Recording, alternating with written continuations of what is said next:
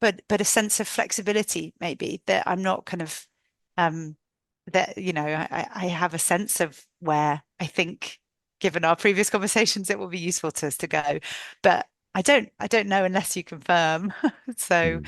that kind of it makes me feel less of a kind of like questions steamroller Mhm. and more of a kind of like question offerer in the right Yeah, direction. you are right that there's, I think most solution focused practitioners are very aware of that at the beginning of sessions.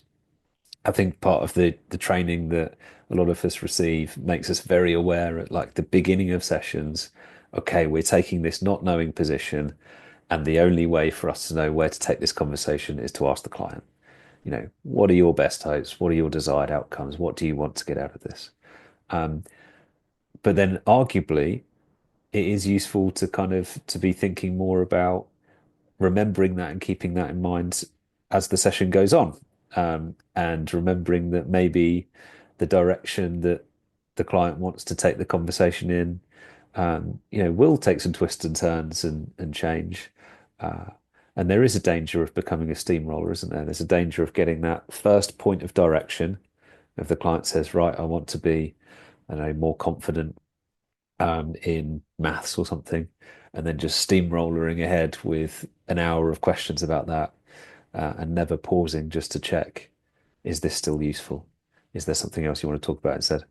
Um, Greg is laughing at me because he's probably going to disagree, but that's fine. No, just no. Sorry. It's That's right. a memory of a session where I did that like early in my career, and I thought like I'm keen. I've got all my questions. I'm doing my training. Like this is going to be great.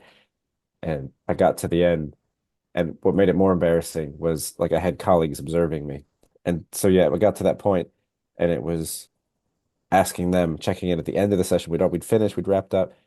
How was that for you? Any feedback? She's like, you know, you're really nice, and that's great. But I didn't get anything out of this conversation. And I was like, oh no. So it was one of those like really humbling moments of like just you get out of your own head and when you think you're doing good, like it doesn't matter what you think, it matters more like what the other person is saying and what they think and what they're concerned about, not me doing a textbook, whatever that means, sort of session.